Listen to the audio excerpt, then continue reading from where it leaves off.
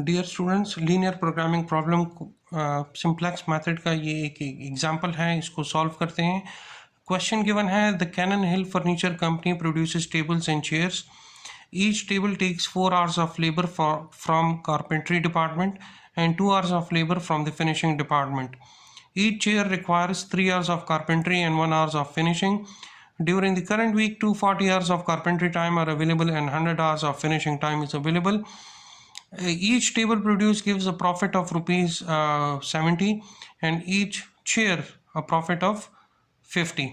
How many chairs and tables should be made? तो आपका सबसे पहला काम क्या है, इस क्वेश्चन को आपने फॉर्मुलेट करना है, एक टेबल की फॉर्म में लेकर आना है।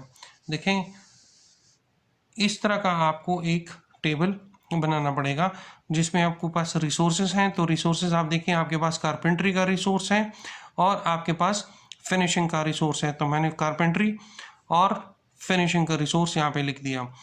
दो प्रोडक्ट्स बन रही हैं, टेबल्स और चेयर। तो टेबल को x1 से डिनोट किया और चेयर्स को x2 से डिनोट किया।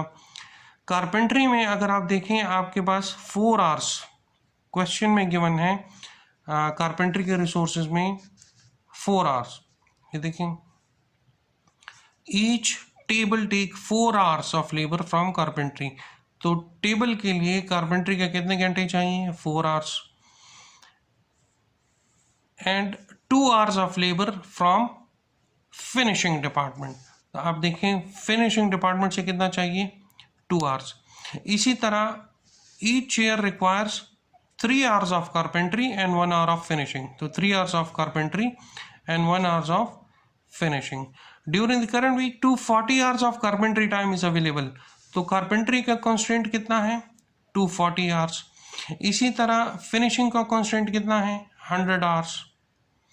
अच्छा, यूनिट प्रॉफिट कितना है? अगर आप एक टेबल बेचोगे तो आपको 70 रुपये का प्रॉफिट होगा, एक चेयर बेचोगे तो आपको 50 रुपीज़ का प्रॉफिट होगा। तो सबसे पहले आपने प्रॉब्लम को इस टेबल में इस तरीके के साथ आपने उसको फॉर्मुलेट करना है। नेक्स्ट स्टेप आपका क्या होगा? आपने ऑब्जेक्टिव फंक्शन उसको आइडेंटिफाई करना है। वो आपने लिखना है कि आपका ऑब्जेक्टिव फंक्शन क्या होगा और डिफरेंट कंस्ट्रेंट, जितने भी कंस्ट्रेंट्स हैं वो कंस्ट्रेंट्स आपने बतानी हैं। ठीक है जी। तो आप यहाँ पर देखें, आपके पास वो तमाम कंस्ट्रेंट्स और ऑब्जेक्टिव फंक्शन। ऑब्जेक्टिव फंक्शन क्या होगा कि आप एक टेबल बेचने से 70 रुपये का प्रॉफिट होता है और x1 से हम रिप्रेजेंट कर रहे हैं टेबल को, that means 70x1 plus 50x2। ये आपका ऑब्जेक्टिव फंक्शन है। कारपेंट्री का कंस्ट्रेंट्स क्या है? 4x1 plus 3x2 less than equal to 240। Finishing का कंस्ट्रेंट क्या है? 2x1 plus x2 less than equal to 100। और नॉन नेगेटिविटी कंडीशंस क्या है कि x1 और x2 ये हमेशा ग्रेटर देन इक्वल टू 0 होंगे। तो नेक्स्ट स्टेप में आपने क्या करना है? आपने इस इनइक्वालिटी को कन्वर्ट करना है इक्वलिटी के अंदर। हमें ये लेस देन का साइन नहीं चाहिए, इसकी जगह सिंपली इक्वल का साइन लेकर आना है। तो वो कैसे लेकर आएंगे? फिर हम अगर इसको रिमूव करेंगे तो हमें स्लैक वेरिएबल इंट्रोड्यूस करना पड़ेगा। स्लैक वेरिएबल इंट्रोड्यूस करेंगे तो ये लेस देन का साइन चेंज हो जाएगा। तो आप देखें, यहाँ पर हम स्लैक वेरिएबल इंट्रोड्यूस कर रहे हैं। तो ये जो कंस्ट्रेंट है 4x1 plus 3x2 less than equal to 240, ये हो जाएगा 4x1 plus 3x2 plus s1। ये s1 जो है ये अब आपके पास स्लैक वेरिएबल है और वो इनइक्वालिटी अब इक्वलिटी में कन्वर्ट हो जाएगा इक्वल टू 240। इसी तरह जो दूसरा कंस्ट्रेंट था 2x1 plus x2 less than equal to 100, ये क्या हो जाएगा? 2x1 plus x2 plus s2 equal to 100। तो ये s2 आपके पास दूसरा सेकंड स्लैक वेरिएबल आ गया। इसके बाद आपने क्या करना है? आपने ऑब्जेक्टिव फंक्शन को इक्वल टू 0 करना है। ये हमारे पास ऑब्जेक्टिव फंक्शन है p equal to 70x1 plus 50x2। इसको अगर आप 0 बनाओगे तो इस इक्वलिटी के राइट साइड पे जितनी वैल्यूज हैं इनको इस साइड पर शिफ्ट कर दो। जब आप इस साइड पर शिफ्ट करोगे तो ये बन जाएगा -70x1, ये प्लस 50x2 बन जाएगा -50x2, ये p अपनी जगह पर एज इट इज रहेगा इक्वल टू 0, इक्वलिटी के इस साइड पे सिर्फ 0 रह जाएगा। अब आपने इस तरह का एक सिंपल टेबल बनाना है जिसके कॉलम्स कौन से होंगे, यही वेरिएबल्स होंगे x1, x2, s1, s2 और p का वेरिएबल। इनको कहते हैं बेसिक वेरिएबल्स। ये आपका ऑब्जेक्टिव फंक्शन है। ये बेसिक वेरिएबल्स यहाँ पर कैसे आए हैं वो बताता हूँ। सबसे पहले इस टेबल को पॉपुलेट करो, इसकी वैल्यूज को फिल करो। तो देखो पहला कॉन्स्टेंट है आपके पास, या ये जो यहाँ पर गिवन है फर्स्ट कॉन्स्टेंट। अब देखें इसकी x का कोफिशिएंट क्या है 4 और x2 का कोफिशिएंट 3 है और s1 का कोफिशिएंट 1 है।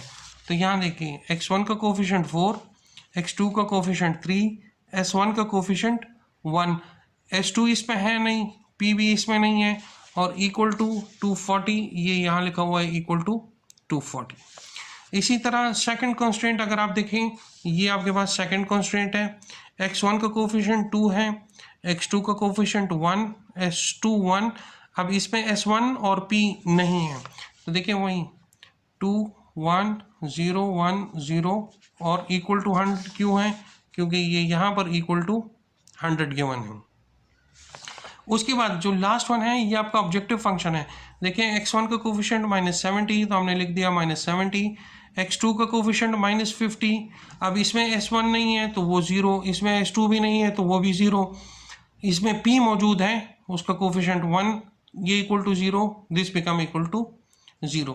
ये आपका पहला टेबल जो है आपने बना दिया है। अब आपने क्या करना है, अब आपने पिवट कॉलम, पिवट रो और पिवट वैल्यू ये आइडेंटिफाई करना है। इसका तरीका क्या होगा, सबसे पहले आपने पिवट कॉलम आइडेंटिफाई करना है। जो आखिरी रो है इस टेबल का, इसमें जो मोस्ट नेगेटिव नंबर होगा वो आपके पास, वो जिस भी कॉलम में होगा वो कॉलम आपके पास पिवट कॉलम कहलाएगा। तो देखिए यहाँ मोस्ट नेगेटिव नंबर -70 है, तो ये पूरा कॉलम आपके पास पिवट कॉलम कहलाएगा। अब आपने पिवट रो आइडेंटिफाई करना है, तो देखें ये आपके पास कॉलम बन गया, दिस 250 डिवाइडेड बाय 4 इससे आएगा 60, 100 डिवाइडेड बाय 2 इससे आएगा 50। तो इन दोनों में से एक आंसर 60 आ रहा है, एक आंसर 50 आ रहा है, तो 50 मिनिमम है, तो ये रो आपके पास पिवट रो कहलाएगी। देखें सेम यही कैलकुलेशन इधर की गई है। 240 को डिवाइड किया है 4 पे, 100 को डिवाइड किया है 2 पे, तो एक का रिजल्ट 60, एक का रिजल्ट 50, तो मिनिमम 50 है, तो ये रो आपके पास पिवट रो कहलाएगी। पिवट कॉलम और पिवट रो जहां पर इंटरसेक्ट कर रहा है उस वैल्यू को हम कहते हैं पिवट वैल्यू। तो यहाँ पे 2 जो है ये हमारे पास पिवट वैल्यू कहलाएगी। नेक्स्ट स्टेप में आपने क्या करना है, जो पिवट वैल्यू है इसको आपने 1 के बराबर लेकर आना है। तो आप देखें इस 2 को हम 1 के बराबर कैसे लेकर आ सकते हैं, अगर हम इसी रो को, रो 2 को, this is row 1, row 2 and row 3, अगर इसी रो 2 को मैं 2 पर डिवाइड कर दूं तो यहाँ मेरे पास 1 आ जाएगा। ठीक है, तो मैंने क्या किया, मैंने पिवट रो को 2 पे डिवाइड किया तो मेरे पास ये रिजल्ट आ जाएगा। चेंजेस सिर्फ इस रो में हुई हैं, बाकी ऊपर वाली रो और ये ऑब्जेक्टिव फंक्शन वाली रो ये एज इट इज है, उसमें कोई चेंजेस नहीं आई।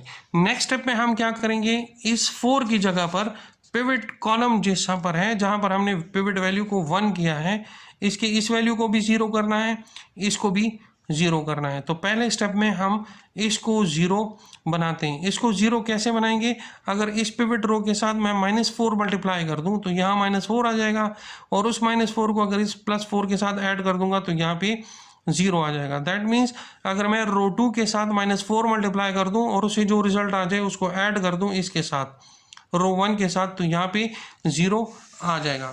तो आप देखिए नेक्स्ट स्टेप में हम एग्जैक्टली यही काम कर रहे हैं। ठीक है, -4 मल्टीप्लाई किया रो 2 के साथ और उसका जो रिजल्ट आ गया उसको हमने ऐड कर दिया रो 1 के साथ, तो यहाँ मेरे पास 0 आ गया है। अब नेक्स्ट स्टेप में इधर 0 लेकर आना है, तो अगर मैं रो 2 के साथ +70 मल्टीप्लाई करूं और उसको फिर ऐड कर दूं इसके साथ, इस रो के साथ, तो यहाँ पर भी 0 आ जाएगा। तो आप देखिए मैंने यही कैलकुलेशंस इधर परफॉर्म की हैं, मेरे पास इधर भी वैल्यू 0 आ गया है। यहाँ अब आपने क्या करना है, अब आपने इन बेसिक वेरिएबल्स को अपडेट करना है। क्यों, क्योंकि इससे पहले S1 और S2 ऐसे कॉलम थे जिसमें वैल्यू 1 और 0 थी, अब वो चेंज हो गया है। अब S2 का कॉलम में 1 और 0 नहीं रहा, बल्कि X1 का ऐसा कॉलम है जो 1 और 0 रखता है। तो इस S2 को हम रिप्लेस करेंगे, ये S2 लीविंग वेरिएबल होगा और ये X1 आपके पास एंटरिंग वेरिएबल होगा। तो देखिए नेक्स्ट कॉलम में कोई चेंजेस नहीं हुई सिवाय इसके कि हमने X2 को रिप्लेस कर दिया है X1 के साथ। लेकिन प्रॉब्लम ये है कि यहाँ पे सिंप्लेक्स मेथड का एक इटरेशन कंप्लीट हो गया, लेकिन स्टिल आपके पास नेगेटिव नंबर मौजूद है इस लास्ट रो में, तो आपको ये सारा प्रोसेस दोबारा करना पड़ेगा। उसके लिए दोबारा आपको पिवट कॉलम आइडेंटिफाई करना पड़ेगा। सो दिस इज, क्योंकि एक ही नेगेटिव नंबर है तो ये आपके पास पिवट कॉलम होगा। अब पिवट रो आइडेंटिफाई करना है तो इस 40 को 1 पे डिवाइड करते हैं तो रिजल्ट आ जाएगा 40। 50 को 1/2 से डिवाइड करते हैं, रिजल्ट आ जाएगा 100। तो मिनिमम 40 है, तो ये आपके पास पिवट रो होगी। जहां पर पिवट रो और पिवट कॉलम इंटरसेक्ट कर रहे हैं वो पिवट वैल्यू है, उसको आपने 1 बनाना है, वो ऑलरेडी आपके पास 1 मौजूद है। अब आपने सिर्फ इसको 0 करना है और इसको 0 करना है। अगर आप पिवट रो वाली जो रो 1 है, अगर आप इसके साथ -1/2 मल्टीप्लाई कर दें और उससे जो रिजल्ट आ जाए उसको आप ऐड कर दें इस रो के साथ, तो यहाँ आपके पास 0 आ जाएगा। तो देखिए नेक्स्ट स्टेप में हमने एग्जैक्टली वही काम किया है। हमने -1/2 मल्टीप्लाई किया रो 1 के साथ और उसका जो रिजल्ट आ गया उसको रो 2 के साथ ऐड कर दिया, तो आप देखिए यहाँ आपके पास 0 आ गया है। बाकी इन रो में कोई चेंजेस नहीं हुई, ये दो रो एज इट इज़ रही हैं, चेंजेस सिर्फ इस रो के अंदर हुई है। अब यहाँ पर आपको 0 लेकर आना है, तो उसका भी यही तरीका है कि आप इस रो के साथ +15 मल्टीप्लाई कर दो और उसका जो रिजल्ट आ जाए उसको इसके साथ ऐड कर दो, तो यहाँ पर भी आपके पास 0 आ जाएगा। तो आप देखिए आपके पास ये रिजल्ट आ जाएगा। तो हमारा ऑब्जेक्टिव अचीव हो गया, हमने यहाँ पर 0 0 को लेकर आ गए। अब वही स्टेप आपको बेसिक वेरिएबल्स अपडेट करने हैं। क्यों? S1 के कॉलम में अब 1 0 नहीं है, बल्कि X2 के कॉलम में अब 1 0 है। तो नेक्स्ट टेबल देखें, वहाँ पर हमने इन बेसिक वेरिएबल्स को अपडेट कर दिया है। S1 की जगह हम S2 लेकर आ गए। इधर आपके पास कोई भी नेगेटिव नंबर अब नहीं है, दैट मीन्स आपका सोल्यूशन यहाँ पर एग्जिस्ट करता है। आपको सिंप्लेक्स मेथड की और इटरेशंस करने की ज़रूरत नहीं है। तो आप मैक्सिमम प्रॉफिट P जो है कितना अचीव कर सकते हैं? 4100 अचीव कर सकते हैं। किस केस में? जब आपके पास X2 40 होंगे और X1 आपके पास 30 होंगे। तो अगर आपको क्वेश्चन का बिल्कुल स्टार्ट में आप देखें, हमने X1 को टेबल से रिप्रेजेंट किया था। हम कहा था कि टेबल को हम रिप्रेजेंट कर रहे हैं X1 के साथ और चेयर्स को रिप्रेजेंट कर रहे हैं X2 के साथ। तो सेम अगर आप मैक्सिमम प्रॉफिट 4100 अचीव करना चाहते हो तो आपको चेयर्स जो हैं वो 40 बनाने पड़ेंगे और टेबल्स जो हैं वो आपको 30 बनाने पड़ेंगे। ये सिंप्लेक्स मेथड का पूरा प्रोसीजर है। आई होप कि आपको इसका समझ आ गई होगी। Thank you.